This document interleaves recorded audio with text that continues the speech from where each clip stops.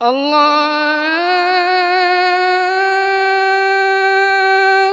أكبر الله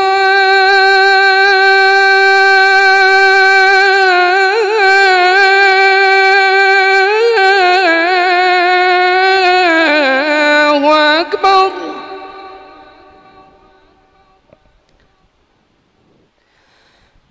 أشهد أن لا إله إلا الله.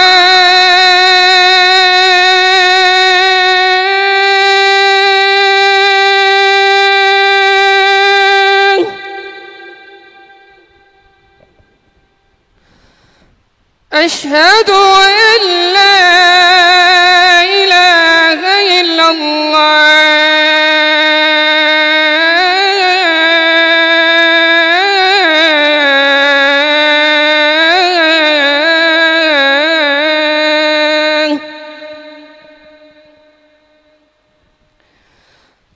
أشهد أن محمدًا رسول الله.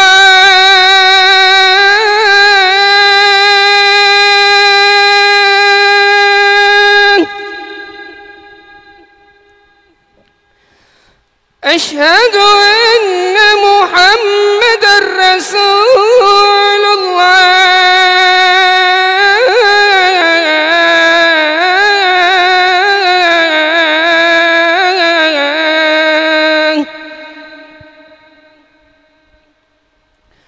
حي على الصلاة.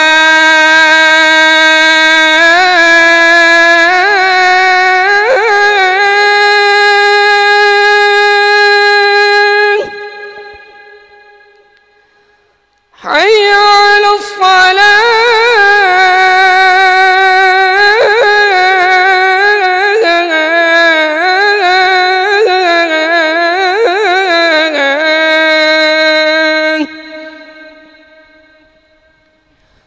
حي على الفلاح.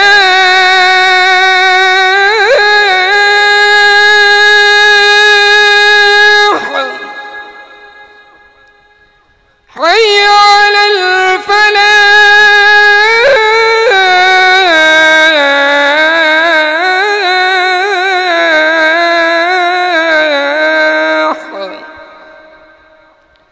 الله أكبر الله أكبر. لا إله إلا الله.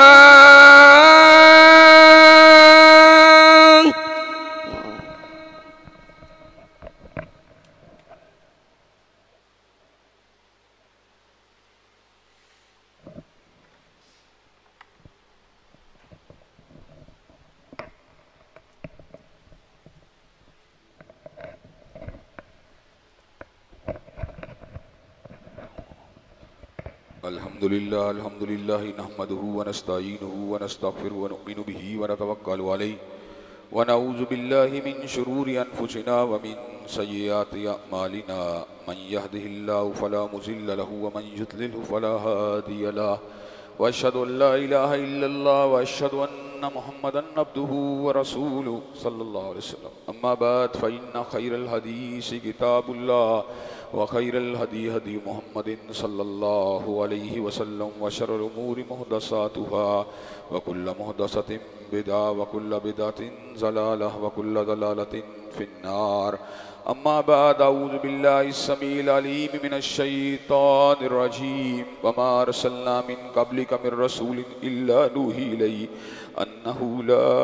إله إلا أنا فاعبدون.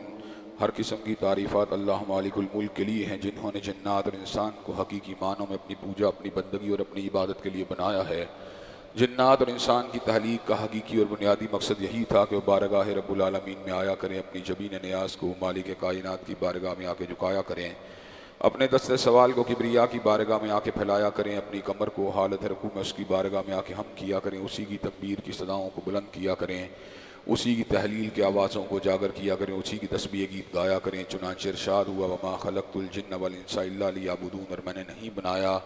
جنات اور انسان کو مگر اپنی پوجا، اپنی بندگی اور اپنی عبادت کے لیے. حمد و ثنا کے بعد ارب ہار بن گنت اور بے شمار درود و سلام ہوں اس ہستی اقدس و مقدس پر کہ جن کا نام نامی اور اسم گرامی محمد کریم صلی اللہ علیہ وآلہ آلہ وصحبہ وبارک وسلم ہے۔ اللہ رب العزت نے امام کائنات علیہ الصلوۃ والتسلیم کو اہل کائنات کی ہدایت اور ان کی رہنمائی کے لیے مبعوث فرمایا، اور آپ کی ذات بابرکات کے ذریعے اہل کائنات کی ہدایت اور ان کی رہنمائی کا خوب بندوبست فرمایا۔ اللہ رب العزت نے امام الہدیٰ علیہ الصلوۃ والتسلیم کی سیرت طیبہ میں طرح طرح کی خصوصیات کو ودیت فرما دیا تھا، اور گوناگوں قسم کی صفات کو آپ کی ذات اقدس و مقدس کا حصہ بنا دیا تھا، اور ان تمام باتوں سے بڑھ کر یہ کہ میرے آقا کی زندگی میں کوئی صبح ایسی نہیں آئی، کوئی شام اور کوئی رات ایسی نہیں آئی، دکھوں کی کوئی گھڑی اور خوشیوں کا لمحہ ایسا نہیں آیا جب مالک کائنات نے اپنی تائید کو، اپنی نصرت کو اور اپنی حمایت کاملہ کو آپ کے شامل حال نہ فرمایا ہو۔ اور ان تمام باتوں سے بڑھ کر یہ کہ عرش کے رب نے اپنی آخری کتاب حمید کو سید العرب والعجم امام المتقین والابرار حضرت اشرف الانبیاء والمرسلین حضرت خاتم النبیین جناب محمد کریم صلی اللہ علیہ وسلم کے قلب اطہر میں نازل فرما دیا تھا۔ اسی کتاب حمید کے ایک انتہائی شاندار فصیح و بلیغ عنوان جس کا تعلق حضرت رسول اللہ صلی اللہ علیہ وسلم کی ذات اقدس کے ساتھ ہے، اس کے حوالے سے اپنی چند گزارشات کو آپ حضرات کے گوش گزار کرنے کا سلسلہ جاری و ساری ہے۔ بات نظام مصطفیٰ علیہ السلام پر پہنچی ہے، اور نظام مصطفیٰ کے حوالے سے ابتدائی طور پہ میں نے آپ حضرات کے گوش گزار یہ باتیں کی ہیں کہ حضور علیہ السلام کا نظام ہی کائنات کا منفرد اور واحد نظام ہے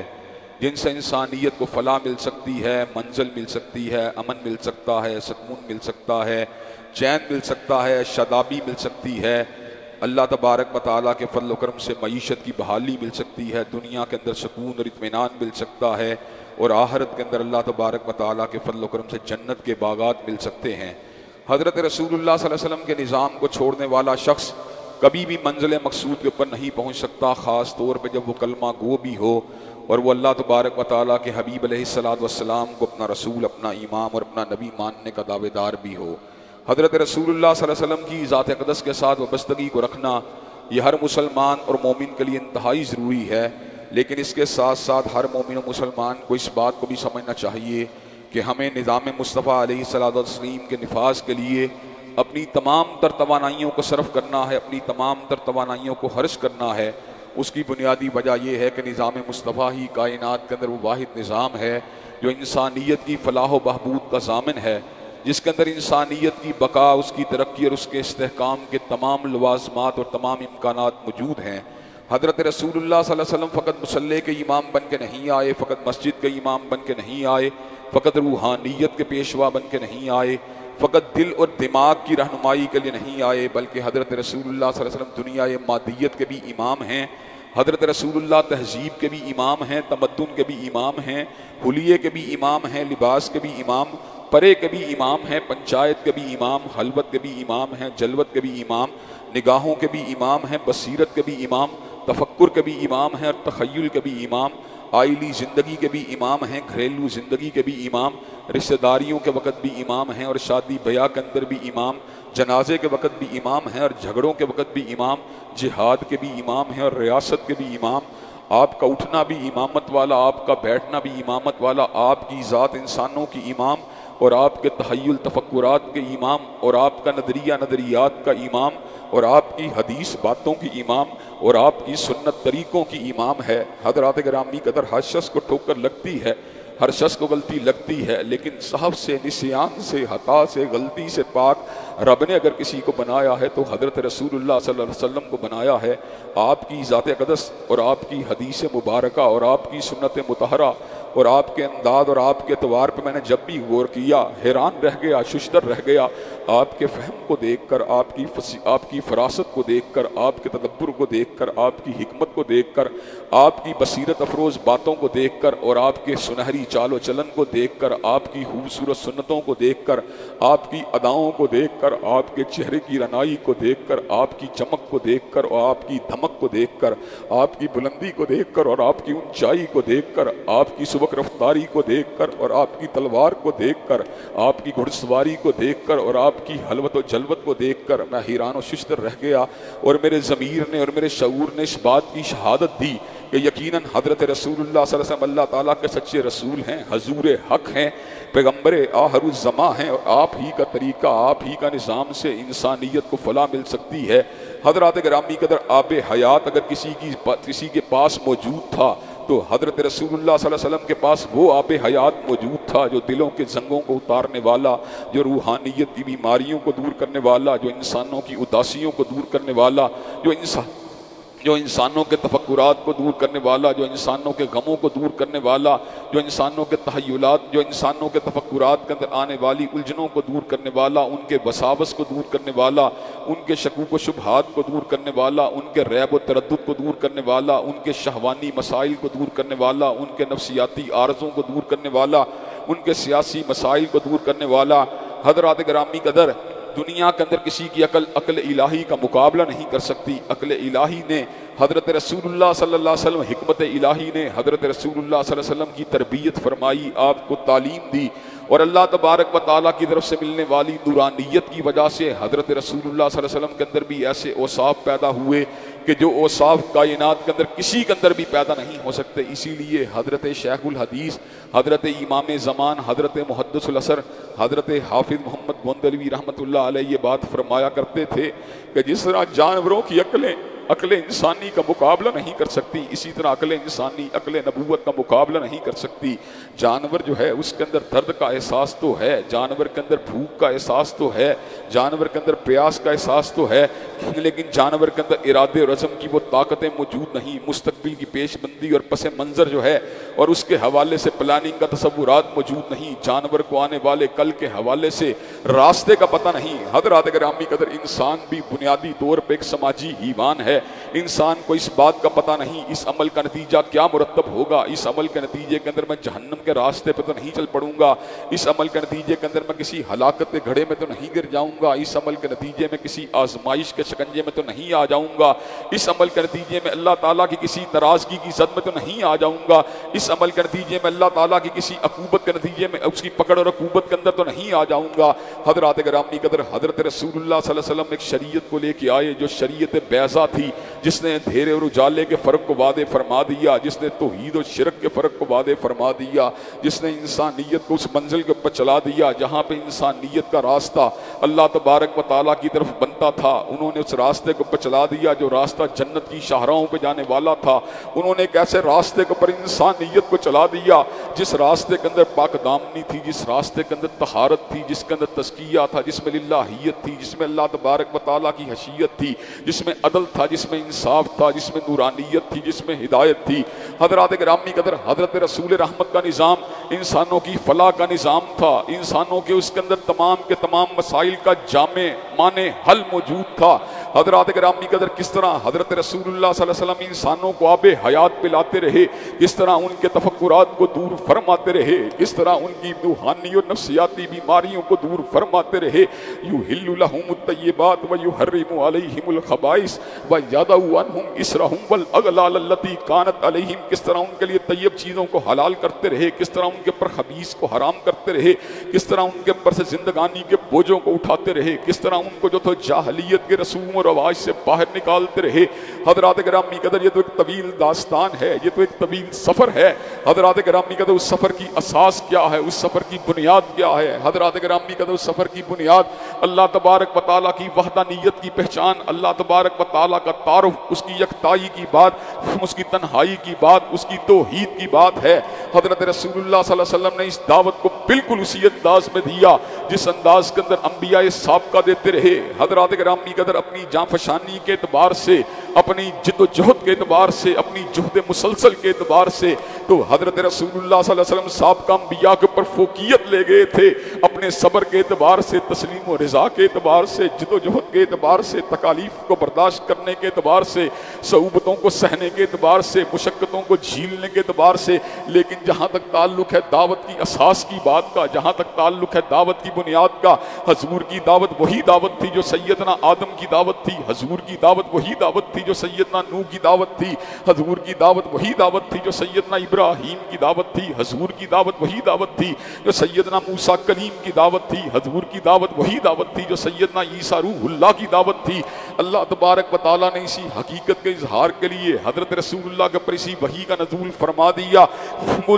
ما کنت بدعا من الرسل، آپ اس بات کا اعلان کر دیجئے میں رسولوں کے دین کے اندر کوئی نئی ایجاد کو لے کے نہیں آیا، میری دعوت وہی دعوت ہے جو انبیاء سابقہ کی دعوت تھی۔ حضرات گرامی قدر انبیاء سابقہ نبی توحید کی وضاحت فرمائی، شرک کو تار تار کیا اور اللہ کی وحدانیت کے ڈھنگوں کو بجا دیا۔ حضرت رسول اللہ نے جہاں پر اپنی انفرادی دعوت کے اندر توحید کے پیغام کو پوری شد و مس سے لوگوں کے سامنے رکھا، وہاں پر آپ کی اجتماعی دعوت کی بنیاد بھی توحید کا یہ عظیم الشان عقیدہ تھا، یہ عظیم الشان نظریہ تھا۔ حضور کو اس بات کا اچھی طرح پتا تھا، آپ کو اس بات کا اچھی طرح علم تھا کہ جب تک انسانیت اللہ تعالیٰ کے آستانے پہ نہیں جھکے گی انسانیت کو منزل نہیں مل سکتی۔ حضور کو اس بات کا پتا تھا تعدد اور شراکت جو ہے، جو شرک جو ہے، اس کے نتیجے کے اندر انسانیت جو ہے تو بد امنی کا شکار ہوتی ہے۔ حضور کو اس بات کا پتا تھا شرک کے نتیجے کے اندر انسانیت جو ہے وہ اندھیروں کے اندر مبتلا ہوتی ہے۔ حضور کو اس بات کا پتا تھا شرک کے نتیجے کے اندر انسان جو ہوتا ہے بد امنی کا شکار ہوتا ہے، شرک کے نتیجے کے اندر انسان جو ہے اپنی منزل سے بھٹک جاتا ہے، شرک کے نتیجے کے اندر انسان اپنی منزل کو کھو دیتا ہے۔ چنانچہ حضرت رسول اللہ نے اپنی دعوت کی اساس اور بنیاد اگر رکھی تھی عقیدہ توحید کے اوپر رکھی تھی۔ حضرات گرامی قدر حضور کی دعوت میں کوئی سمجھوتا نہیں تھا، حضور کی دعوت میں کوئی کمپرومائز نہیں تھا، حضور کی دعوت میں کوئی لچک نہیں تھی۔ آپ جو اللہ تبارک و تعالیٰ کی طرف سے آنے والی وحی تھی اس کی پوری طرح آگے ترسیل کرنے والے تھے، پوری طرح ابلاغ کرنے والے تھے۔ حضرات گرامی قدر اللہ تبارک و تعالیٰ سورہ یونس کے اندر اس امر کا اعلان فرماتے ہیں وَقَالَ الَّذِينَ لَا يَرْجُونَ لِقَاءَنَا نَأْتِ بِقُرْآنٍ غَيْرِ هَٰذَا أَوْ بَدِّلْهُ، کہ وہ لوگ جو اللہ تبارک و تعالیٰ کی ملاقات کے اوپر یقین نہیں رکھتے وہ حضور کی بارگاہ رسالت مآب میں حاضر ہوتے اور آپ کی خدمت عالیہ کے اندر اس بات کو عرض کرتے وَقَالَ الَّذِينَ لَا يَرْجُونَ لِقَاءَنَا نَأْتِ بِقُرْآنٍ غَيْرِ هَٰذَا، کہ ہمیں اس قرآن کی دعوت جو ہے یہ پسند نہیں ہے، آپ کسی اور دعوت کو لے کے آئیے، او بدلہ، یا اس دعوت کو تبدیل کر دیجئے۔ حضرات گرامی قدر حضور علیہ السلام اللہ تبارک و تعالیٰ کے حکم سے اس امر کا اعلان فرماتے ما یکون لی ان ابدلہ من تلقائی نفسی، میرے لیے یہ بات روا نہیں ہے، میرے پاس اس بات کی کوئی گنجائش موجود نہیں ہے، ما یکون لی ان ابدلہ من تلقائی نفسی، کہ میں اپنی ذات کی طرف سے اللہ تبارک و تعالیٰ کی توحید کے پیغام کے اندر کسی قسم کی آمیزش کروں، میرے پاس اس بات کا کوئی اختیار نہیں ہے کہ میں اللہ تبارک و تعالیٰ کی طرف سے آنے والی وحی کے پیغام کو تبدیل کروں، اس کے اندر کسی قسم کا کمی کروں، اس کے اندر کسی قسم کا اضافہ کروں۔ ان اتبع الا ما یوحی الی، میں تو وحی کی تابعداری کرنے والا اللہ تبارک و تعالیٰ کا بندہ اور اس کا رسول ہوں۔ حضرات گرامی قدر حضرت رسول اللہ نے چنانچہ اللہ تبارک و تعالیٰ کے حکم کے اوپر بلا کم و کاست، بغیر کسی کمی اور بیشی کے دعوت توحید کو پوری شان کے ساتھ، پوری شوکت کے ساتھ، پوری عظمت کے ساتھ، پوری سطوت کے ساتھ، پوری کلیرٹی کے ساتھ، پوری وضاحت کے ساتھ انسانیت کے سامنے رکھ دیا، اور اس دعوت کے اندر کسی قسم کے شک کو باقی نہیں رہنے دیا، اس دعوت کے اندر کسی قسم کے شبہ کو باقی نہیں رہنے دیا۔ حضرات گرامی قدر میں نے آپ کے سامنے اس بات کو رکھا تھا کہ سیدنا سلیمان علیہ السلام نے اپنے دور اقتدار کے اندر ملکہ سبا کو جس وقت توحید کی دعوت دی تھی تو اس کی عقل کو ایڈریس کرتے ہوئے یہ بات کہی تھی قیل لہدہ لی سرہا، کہ تو میرے محل کے اندر داخل ہو جا۔ جس وقت محل کے اندر ملکہ داخل ہونے لگی اس کے فرش کے اوپر اپنے قدموں کو رکھنے لگی، فلما راتھو حاسبتھو لجتن وکشفت عن ساقیہا، اس نے یہ گمان کیا یہ پانی کا فرش ہے، اس کے چھینٹے میری پنڈلی کے اوپر پڑ جائیں گے، چنانچہ اس نے اپنے کپڑے کو اپنی پنڈلی سے اٹھا لیا۔ ایسے عالم کے اندر حضرت سلیمان نے اس کو مخاطب ہو کے کہا تھا انہو سرہم ممرد من قواریر، ملکہ جس فرش کو تو پانی کا سمجھ رہی ہے شیشے کا فرش ہے، جس طرح تو شیشے اور پانی کے درمیان امتیاز کرنے سے قاصر رہی ہے، اسی طرح تو اللہ تبارک و تعالیٰ کی نورانیت اور سورج کی روشنی کے اندر بھی فرق کرنے سے قاصر رہی ہے۔ حضرات گرامی قدر اتنی سی بات تھی، ملکہ کی عقل کو ٹھوکر لگی، سیدھے راستے کے اوپر آ گئی، الفاظ کہے تو کیا کہے، ربی انی ظلمت نفسی واسلمت مع سلیمان للہ رب العالمین، یقیناً میں نے اپنی جان کے اوپر ظلم کیا اور میں پروردگار عالم کی ذات کے اوپر، اس کی وحدانیت کے اوپر، اس کی یکتائی، اس کی تنہائی کے اوپر، اس کی توحید کے اوپر، اس کی کبریائی کے اوپر اسلمت مع سلیمان للہ رب العالمین، سلیمان کے دست اقدس کے اوپر میں ایمان لے کے آتی ہوں۔ حضرات گرامی قدر سلیمان علیہ السلام نے سبق کس سے حاصل کیا؟ سیدنا ابراہیم سے حاصل کیا، جناب داؤد ہوں، جناب موسیٰ ہوں، جناب عیسیٰ ہوں، حضرات گرامی قدر سب کی دعوت کے اندر اساسی طور کے اوپر رہنما اور مقتدا کی حیثیت رکھنے والے سیدنا ابراہیم ہیں۔ سیدنا ابراہیم نے جس انداز کے اندر بت کدے کے اندر جا کر توحید کے کلاڑے کو چلا دیا تھا اور بڑے بت کے ماں سوا ہر بت کو توڑ دیا تھا، فجعلہم جزازن الا کبیرا لہم لعلہم الیہ یرجعون کہ تاکہ سارے لوگ جب پلٹیں تو اتمام حجت کے دور کے پر ان سے گفتگو کی کوئی بنیاد کھڑی ہو سکے۔ حضرات گرامی قدر بستی کے لوگوں نے کہا تھا من فعل ھذا بآلہتنا انہ لمن الظالمین، جس نے ہمارے معبودوں کو توڑا ہے وہ بہت بڑا ظالم ہے۔ حضرات گرامی قدر بستی کے لوگ کہنے لگے سمعنا فتى یذکرہم یقال لہ ابراہیم، ایک ہی جوان رانا پوری بستی کے اندر ایسا ہے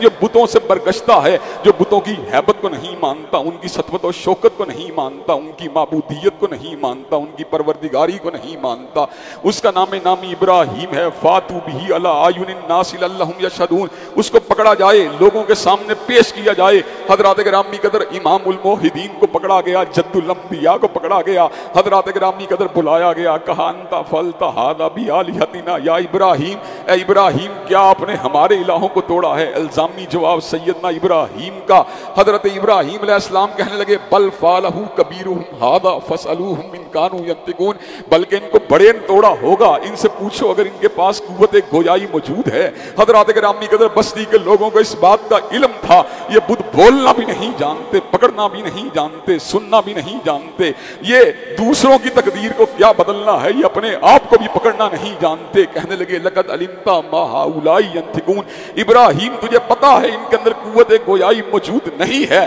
حضرات گرامی قدر سیدنا ابراہیم علیہ السلام نے توحید کے کلہاڑے کو اٹھا لیا، کہا اف لکم ولم تعبدون من دون اللہ افلا تعقلون، تمہاری عقلوں کے اوپر ماتم ہے، تم ان کی پوجا کرتے ہو، تمہاری عقلوں پہ اف اور تف ہے، تم ان کی پوجا کرتے ہو جو نفع کے بھی مالک نہیں، نقصان کے بھی مالک نہیں۔ افلا تعقلون، کیوں غور و فکر نہیں کرتے، کیوں عقل نہیں کرتے؟ حضرات گرامی قدر انہوں نے کیا کیا؟ سیدنا ابراہیم کی دعوت کو قبول کرنے کی بجائے یہ بات کہی حرقوہ وانصروا آلہتکم ان کنتم فاعلین، ابراہیم کے لیے چتا کو جلایا جائے، اچھی طرح بڑکایا جائے۔ حضرات گرامی قدر چتا کو جلایا گیا، اچھی طرح بڑکایا گیا، سیدنا ابراہیم کو اس کے اندر اتارا گیا۔ حضرات گرامی قدر آگ جلاتی ہے، اس کے اندر طبی اعتبار سے جلانے کا اثر موجود ہے۔ کائنات اس دنیا جو ہے، نظام دنیا جو ہے، نظام عالم جو ہے وہ فزکس کے قوانین کے اوپر چل رہا ہے، نظام طبیعیات کے اوپر چل رہا ہے، لیکن طبیعیات کے اوپر بھی ایک امر چلتا ہے، وہ خالق کائنات کا امر چلتا ہے، مالک کائنات کا امر چلتا ہے۔ جب اللہ تعالیٰ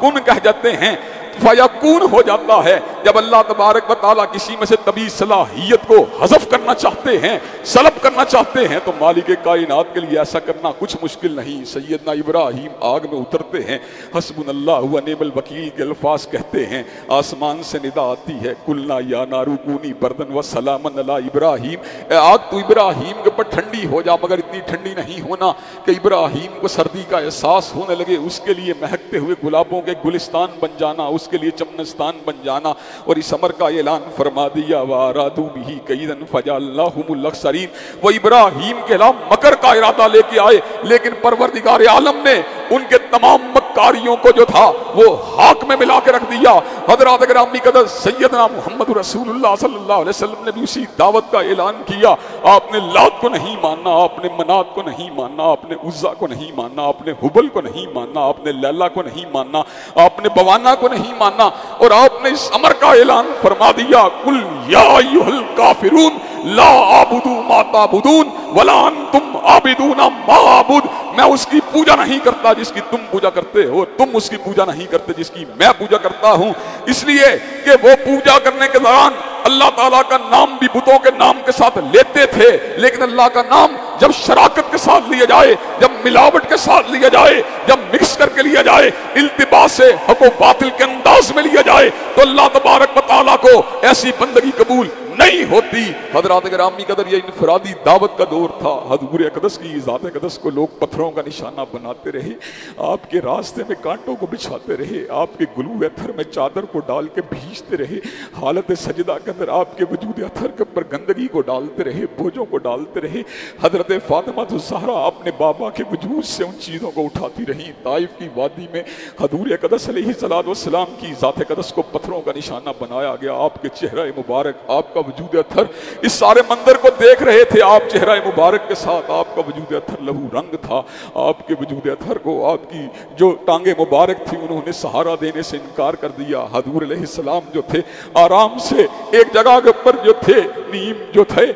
کمزوری کے عالم کے اندر جو ہیں جلوہ افروز ہوتے ہیں، ایسے عالم میں پہاڑوں کا فرشتہ حضرت جبریل امین کے ساتھ آیا، کہا حبیب حکم کیجئے طائف کی اس وادی کو 2 پہاڑوں کے درمیان پیس کے رکھ دیا جائے۔ تو حضور علیہ السلام نے کہا تھا اللہم اہد قومی فإنہم لا یعلمون۔ حضرات گرامی قدر یہ جو تھا دور انفرادی دعوت کا دور تھا، لیکن وہ وقت بھی آیا جب حضور علیہ السلام کو اللہ نے غلبہ دیا۔ بدر کے اندر تلواریں چلنے کے بعد، اور احد کے اندر تیر و تلوار کے ٹکراؤ کے بعد، اور خندق کے اندر خندقوں کے کھد جانے کے بعد، اور خیبر کے اندر قلعہ خیبر کے فتح ہو جانے کے بعد، اور مرحب کی گردن کے کٹ جانے کے بعد، اور حدیبیہ کے اندر مصالحت کے ہو جانے کے بعد، پھر وہ وقت بھی آیا جس کا ذکر اللہ تعالیٰ نے توریت میں کیا تھا، انجیل میں کیا تھا۔ وہ 10,000 قدوسیوں کے ساتھ آیا، اس کے دانے ہاتھ میں آتشی شریعت تھی۔ حضرات گرامی قدر اللہ تبارک و تعالیٰ کے حبیب علیہ السلام مکہ کے اندر کس انداز میں داخل ہوئے، نہ سینے کو چوڑا کیا ہوا، نہ سر کو اٹھایا ہوا، اپنے وجود اطہر کو، اپنے چہرہ مبارک کو اللہ تبارک و تعالیٰ کے سامنے ہم کیا ہوا۔ یہ کیسا فاتح ہے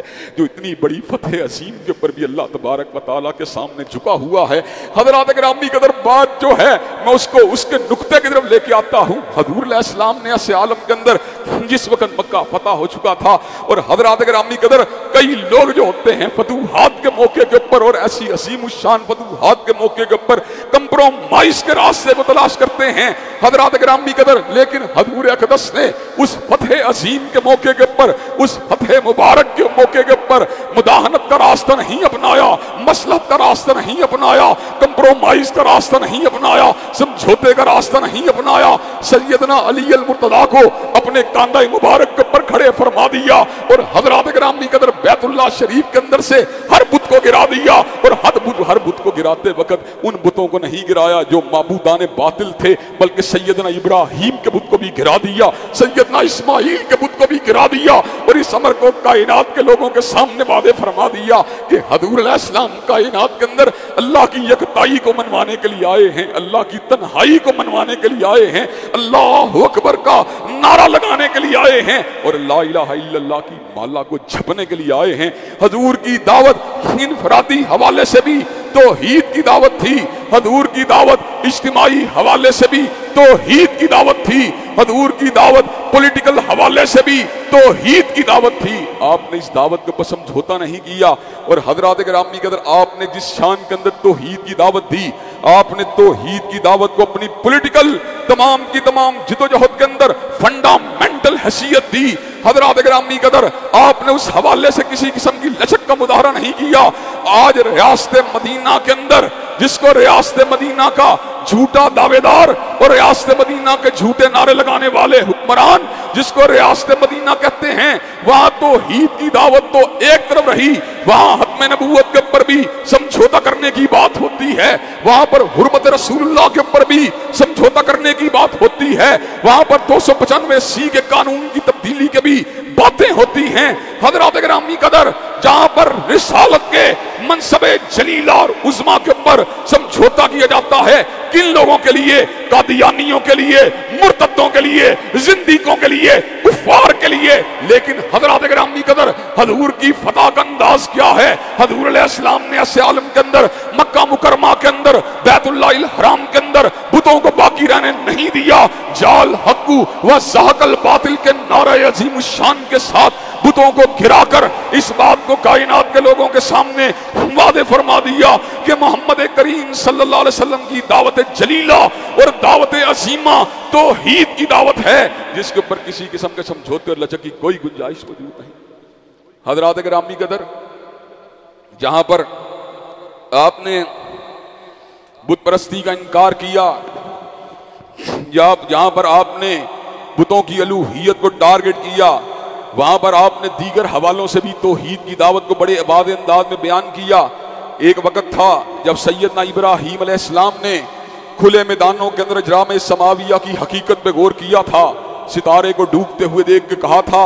لا احب الآفلین، جو ڈوب جائے مجھے اس سے محبت نہیں ہو سکتی، اور چاند کو ڈوبتے دیکھ کے کہا تھا لئن لم یہدنی ربی لاکونن من القوم الضالین، اگر اللہ تبارک و تعالیٰ آپ نے میری رہنمائی نہ کی تو مجھے منزل نہیں مل سکتی، اور سورج کو ڈوبتے دیکھ کے کہا تھا انی وجہت وجہی للذی فطر السماوات والارض حنیفا وما انا من المشرکین، کہ میں اپنے چہرے کا رخ چاند کی طرف نہیں کرتا، میں اپنے چہرے کا رخ ستارے کی طرف نہیں کرتا، میں اپنے چہرے کا رخ سورج کی طرف نہیں کرتا، بلکہ میں اپنے چہرے کا رخ اگر کرتا ہوں اس مالک کائنات کی طرف کرتا ہوں جس نے ستارے کو بنا دیا، جس نے چاند کو بنا دیا، جس نے سورج کو بنا دیا۔ گویا کہ ابراہیم علیہ السلام نے بت پرستی کے ساتھ ساتھ اجرام سماویہ کی جھوٹی الوہیت کا بھی انکار کیا۔ حضرت رسول اللہ صلی اللہ علیہ وسلم نے بھی جد امجد اپنے بابا حضرت ابراہیم کے پیغام کو پوری شدت کے ساتھ بیان فرما دیا۔ ستاروں کی حقیقت کو، انسانی زندگی کے پر ان کے اثرات کو قطعی انداز میں واضح فرما دیا۔ ستاروں کے 3 مقاصد کو انسانیت کے سامنے رکھ دیا۔ ستارے کس لیے ہیں؟ هو الذی جعل لکم النجوم لتہتدوا بہا فی ظلمات البر والبحر۔ اندھیروں کے اندر، خشکیوں اور تریوں کے اندھیروں کے اندر جب منزل نہیں ملتی قطب شمالی کو دیکھ کر، قطب جنوبی کو دیکھ کر، اسی طرح ستاروں کی مختلف ڈائریکشنوں کو دیکھ کر انسان کو راستہ مل جاتا ہے۔ دوسرا مقصد وَلَقَدْ جَعَلْنَا فِي السَّمَاءِ بُرُوجًا وَزَيَّنَّاهَا لِلنَّاظِرِينَ۔ آسمان کی خوبصورت چھت کو اللہ تعالیٰ نے اپنے خوبصورت کمکموں کے ساتھ سجا دیا۔ حضرات گرامی قدر، تیسرا مقصد جس وقت شہاب ثاقب کو اللہ تبارک و تعالیٰ مارتے ہیں، اس وقت مارتے ہیں جب کوئی شیطان جن آسمان سے کسی خبر کو چوری کر کے زمین کے پر لانے کی کوشش کرتا ہے۔ وَحَفِظْنَاهَا مِن كُلِّ شَيْطَانٍ رَجِيمٍ إِلَّا مَنِ اسْتَرَقَ السَّمْعَ فَأَتْبَعَهُ شِهَابٌ مُبِينٌ۔ جب کوئی چوری کرنے کی کوشش کرتا ہے تو اللہ تبارک و تعالیٰ اپنے اس ستارے کو اس کے اوپر مارتے ہیں اور ان کو جلا کے راکھ کر دیتے ہیں۔ جب اللہ تعالیٰ کی مشیت اور حکمت ہوتی ہے، کئی مرتبہ اللہ تعالیٰ شہاب ثاقب کو نہیں مارتے، چور کو آسمان کی خبر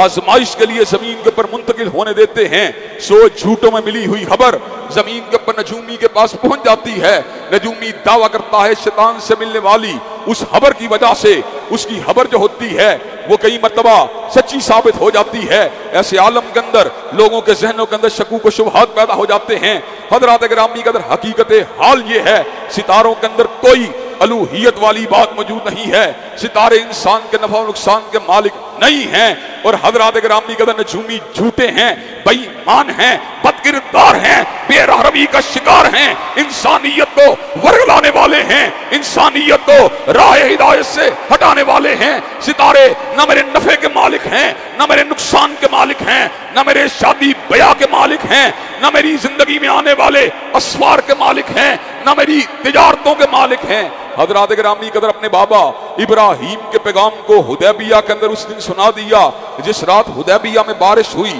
اس بارش کو کئی لوگوں نے کہا یہ بارش اللہ نے برسائی ہے، کچھ نے کہا یہ بارش ستاروں کی حرکت کی وجہ سے ہوئی ہے۔ حضرات گرامی قدر، حضرت رسول اللہ ارشاد فرماتے ہیں صحابہ کے مجمع عظیم کو مخاطب ہو کر کہ اللہ تبارک و تعالیٰ نے یہ بات کہی ہے، اس بارش نے کئیوں کو مومن بنا دیا، کئیوں کو کافر بنا دیا۔ صحابہ بڑے حیران ہوئے، ایک بارش نے کئیوں کو مومن بنا دیا، کئیوں کو کافر بنا دیا۔ کہا حضور اقدس ہو کس طرح؟ کہا وہ اس طرح کہ جس نے کہا بارش ستارے کی حرکت کی وجہ سے ہوئی ہے، اللہ کہتا ہے وَهُوَ كَافِرٌ بِي وَمُؤْمِنٌ بِالْكَوَاكِبِ، اس نے میرا انکار کیا، وہ ستاروں کے پر ایمان لے کے آیا۔ اور جس نے یہ بات کہی بارش ستارے کی حرکت کے ساتھ نہیں ہوتی، بارش تو اللہ کے امر سے ہوتی ہے، وَهُوَ مُؤْمِنٌ بِي وَكَافِرٌ بِالْكَوَاكِبِ، وہ میری ذات پر ایمان لے کے آیا اور اس نے کافروں کی، اس نے ستاروں کی پوجا کا انکار کیا۔ حضرات گرامی قدر، ذرا غور کیجئے، حضور علیہ السلام نے ایسے عالم کے اندر جبکہ اللہ نے آپ کو والی ریاست بنا دیا، جبکہ اللہ تعالیٰ نے آپ کو مدینہ کا والی بنا دیا، آپ ایسے عالم کے اندر بھی مدینہ طیبہ کے دوست احباب کو، اپنے تلامذہ کو حدیبیہ کے مقام کے اوپر اللہ کی وحدانیت کی دعوت دے رہے ہیں، ستارہ پرستی کو ان کے دماغوں سے کھرچ رہے ہیں، ستارہ پرستی کے آثار کو ان کے دماغوں سے اتار رہے ہیں، دل و دماغ سے کھرے رہے ہیں۔ اور حضرات گرامی قدر، چلتے چلاتے میں یہ بات بھی کہہ دینا چاہتا ہوں، ایک بارش کو ستاروں سے نسبت دینے والا تو کافرٌ بی و مومنٌ بالکواکب ہے، اللہ کی ذات کا انکار کرنے والا اور ستاروں پہ ایمان لینے والا ہے، لانے والا ہے، اور جو پوری کی پوری زندگی کو ستاروں کے ذائشے میں دیکھتا ہے، ستاروں کی حرکت کے ساتھ دیکھتا ہے، اپنے اسفار کو، اپنی تجارتوں کو، اپنی شادی بیاہ کو اپنے بروج کی روشنی میں دیکھتا ہے، کیا وہ پھر بھی مسلمان ہے؟ حضرات گرامی قدر، حضور کی دعوت توحید کی دعوت تھی، حضور کی سیاست توحید کی سیاست تھی، حضور کی حکومت توحید کی حکومت تھی، حضور کی حکومت للہیت کی حکومت تھی، حضور کی حکومت اللہ کی وحدانیت کی حکومت تھی۔ حضور کس انداز کے اندر توحید کا بلاغ فرماتے رہے اور کس انداز سے لوگوں کی بد اعتقادی کو دور فرماتے رہے اور ہر موقع کے اوپر کس انداز میں اپنے امتیوں کی رہنمائی فرماتے رہے۔ حضرات گرامی قدر اس حوالے سے انشاءاللہ اپنی چند مزید معروضات کو آئندہ خطبات جمعہ میں آپ حضرات کے گوش گزار کیا جائے گا۔ اللہ تبارک و تعالیٰ سے دعا ہے کہ اللہ تبارک و تعالیٰ ہم سب کو دعوت توحید کے اوپر استقامت نصیب فرما دے۔ وآخر دعوانا الحمدللہ رب العالمین۔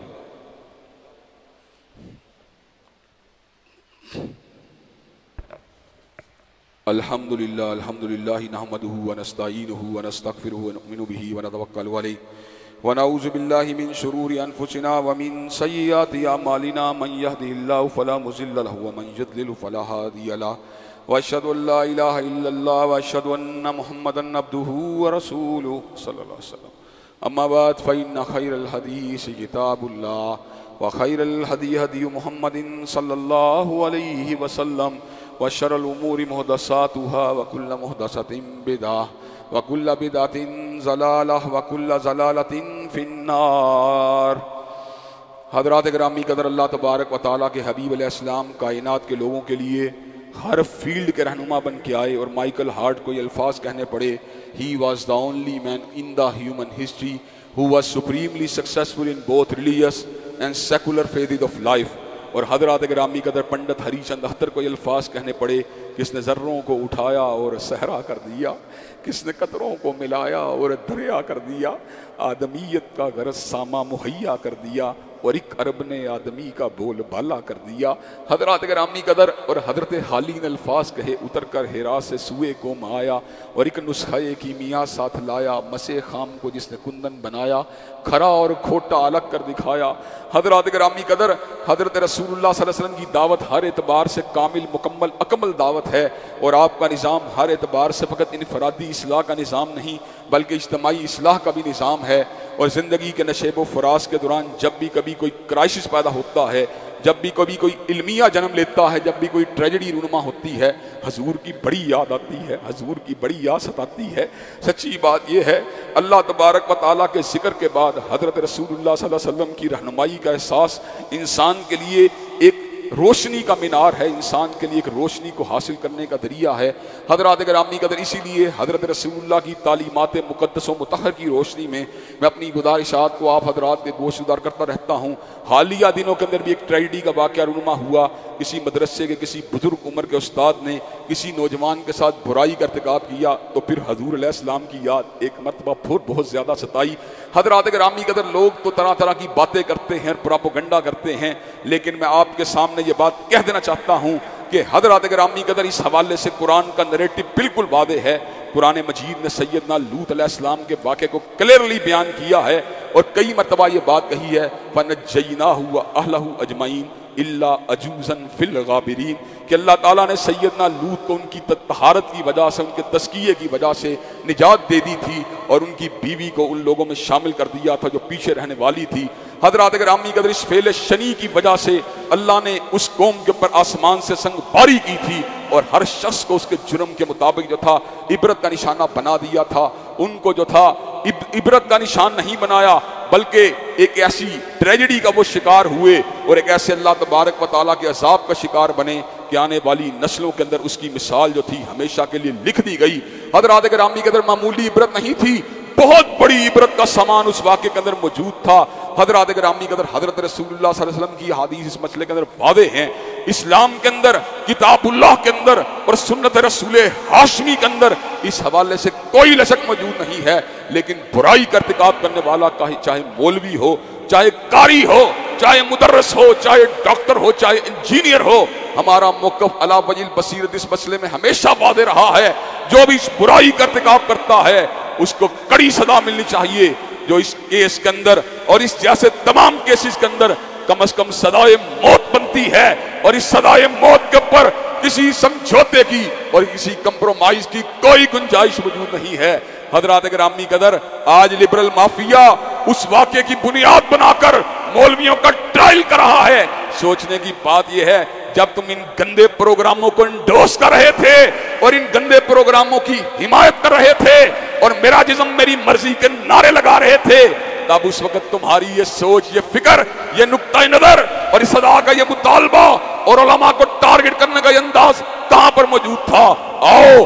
اگر تم اپنے دعووں میں سچے ہو، اپنے پروپیگنڈے کا سچے ہو، تو آؤ اس بات کے اوپر کنسنسس کرتے ہیں، اس بات کے اوپر اگریمنٹ کرتے ہیں، اس بات کے اوپر اتفاق اور اتحاد کرتے ہیں کہ زناکاری کا ارتکاب کرنے والا چاہے زنا بالجبر کرے یا زنا بالرضا کرے، اور بدفعلی کا ارتکاب کرنے والا چاہے جبرن بدفعلی کا ارتکاب کرے یا رضامندی کے ساتھ بدکرداری کا ارتکاب کرے، اس کو سزائے موت ملنی چاہیے۔ ہاتھ کندن کو آرسی کیا ہے؟ ابھی آپ دیکھیں گے لبرل عناصر آپ کو دوڑتے ہوئے نظر آئیں گے، بھاگتے ہوئے نظر آئیں گے، وہ کبھی سزائے موت کی طرف نہیں آئیں گے۔ ان کو پتا ہے ہمارا کام سزا دلوانا نہیں بلکہ مولویت کو بدنام کرنا ہے، مدارس کے اوپر تبرہ کرنا ہے۔ حضرات گرامی قدر، مدارس اللہ کے دین کے کلے ہیں، کتاب اللہ کا نریٹو واضح ہے۔ قوم لوط کے عمل کو اللہ نے فعل شنی قرار دیا ہے، من قبل کانوا یعملون السیئات،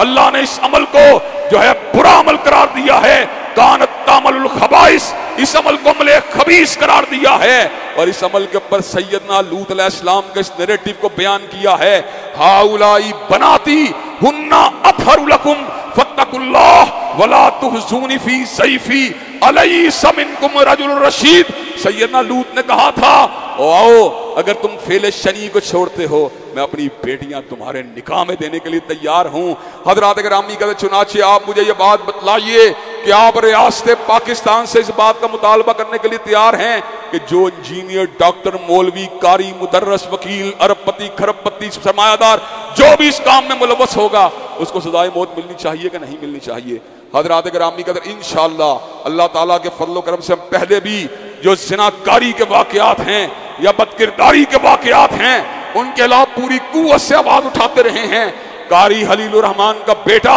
اللہ تعالیٰ کے فضل و کرم سے کھڑیاں کے اندر اس کا کیس میں آج بھی لڑ رہا ہوں۔ حضرات گرامی قدر، امت کی کئی معصوم بچیاں ان کے کیسز کے اندر ہم نے پروب کرنے کی بات کی۔ حضرات گرامی قدر، ڈارک ویب کا وہ واقعہ جس میں سینکڑوں معصوم بچوں کو بدکرداری کا نشانہ بنایا گیا، الحمدللہ میں نے حسین خان والا میں پہنچ کر اس واقعے کی عملی طور پر مذمت کی تھی، اور ٹیلی ویژن کے اوپر اس وقت بھی اس بات کو بلند کیا اور اجاگر کیا تھا جو بھی یہ فعل شنی کرے وہ سزائے موت کا حقدار ہے۔ قومی اسمبلی نے قرارداد پیش کی تھی، معصوم بچوں کی عصمت کو پامال کرنے والے اور ان کو قتل کرنے والے ان کو اعلانیہ پبلکلی سزائے موت دی جائے۔ ہم دوبارہ مطالبہ کرتے ہیں قومی اسمبلی کی اس قرارداد کے اوپر اپنی اسپرٹ کے اعتبار سے عمل کیا جائے، اور جو یہ کام کرتا ہے اس کے پیشے کو دیکھے بغیر، اس کی شناخت کو دیکھے بغیر، اس کی آئیڈینٹی کو دیکھے بغیر، اس کی حیثیت کو دیکھے بغیر، اس کے پروٹوکول کو دیکھے بغیر،